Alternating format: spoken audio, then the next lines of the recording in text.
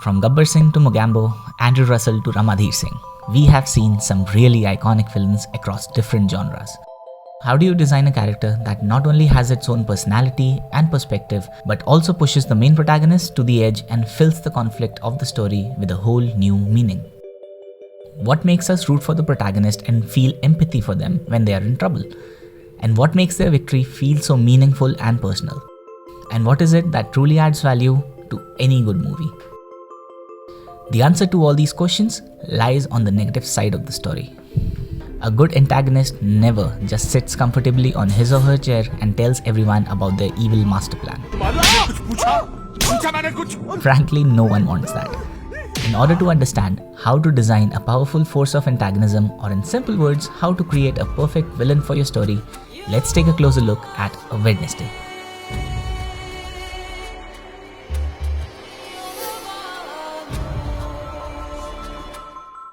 Robert McKee in his book writes, "A protagonist and his story can be as intellectually fascinating and emotionally compelling as the forces of antagonism make them."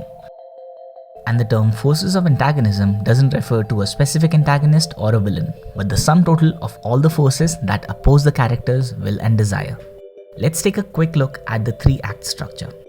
Characters, setting and situation are established and we are introduced to the world of the story in its normal form. Then, a force of antagonism crosses path with the protagonist and disrupts their normal world. Now, the protagonist will go through a great amount of deal to bring things back in order, and he/she might fail several times, but they should find it within themselves to keep on moving till they achieve what they desire. In this movie, being the head of the police department, Prakash Rathod has a duty to keep the city out of all kinds of trouble. And in the beginning of the movie, we see that things are more or less in their normal state. But when he gets a phone call from an unknown person who declares to take it all away if his demands are not met, things start to shake. Here's the thing, an interesting antagonist will always have their own perspective and will make the run for a common goal in the story for which the protagonist is also competing for.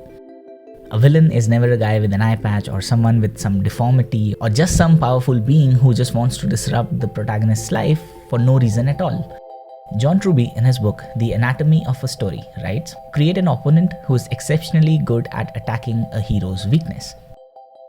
In the first act, we define who is who, so that the audience can decide who they want to root for. And in some cases, audience finds more relatability or connect with the antagonist rather than the protagonist, be it because of the actor or the character that he or she is playing. Arif, यहाँ कोई नहीं है sir. वो चाहता था कि हम यहाँ आए। डू नॉट डिस्टर्ब का साइन लगा हुआ है। वापस आ जाओ। Sir.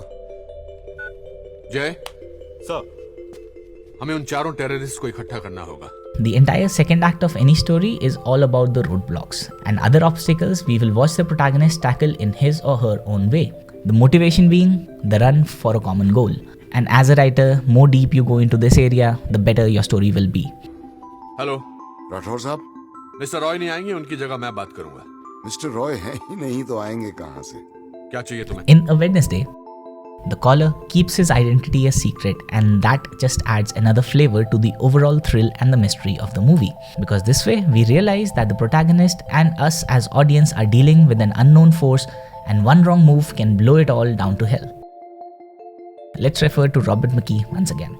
He writes, "A story that progresses to the limit of human experience in depth and breadth of the conflict must move through a pattern that includes the contrary, the contradictory, and the negation of the negation." These three are the degrees of negativity in a story.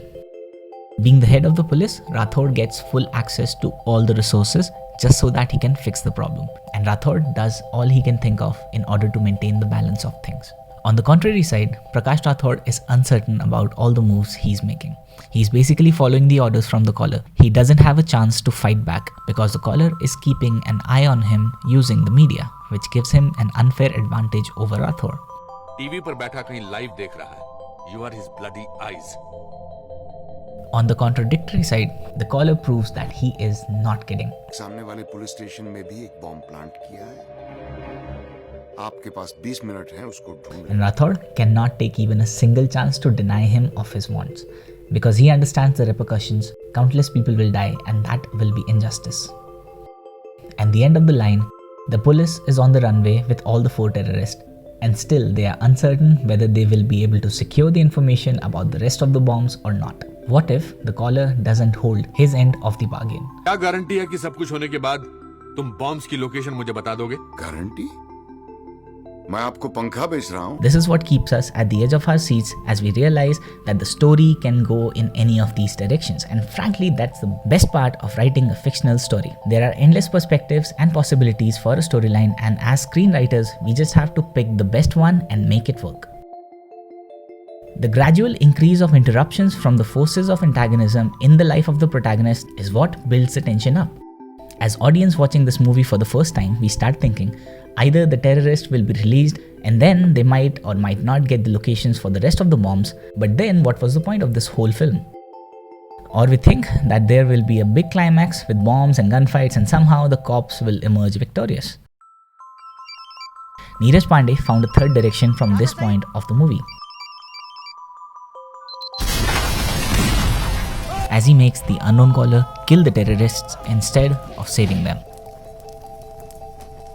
And we finally understand the reason of why he did what he did. In the final act of the movie, our allegiance shifts from the protagonist to the antagonist, and that's the magic of writing a perfect force of antagonism. I'm just the stupid common man wanting to clean his house. Define the plan and intention of your antagonist from the beginning and expose them at the right moment, not by saying it, but by showing it. वो बाकी का एक cockroach भी आज ही मरेगा। And once we know both sides of this story, we don't want the police to ever catch this man. And even when, in the last scene when Prakash Rathod finds him, that scene is so powerful in particular because somewhere between तो फिर ये डर याद रखना और ये मत सोचना कि तुम आम आदमी का झंडा दिखाकर बच जाओगे। and अगर हम कर भी क्या सकते हैं? कुछ नहीं कर सकते sir. Rathod decides not to arrest him, and Neeraj Pandey proved that he is a genius.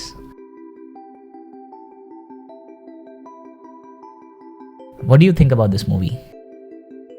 Let's discuss it in the comments. Also, if you would like to suggest which movie should I pick next, feel free to drop me a message. Don't forget to subscribe to the channel and share this video with your friends. Until next time.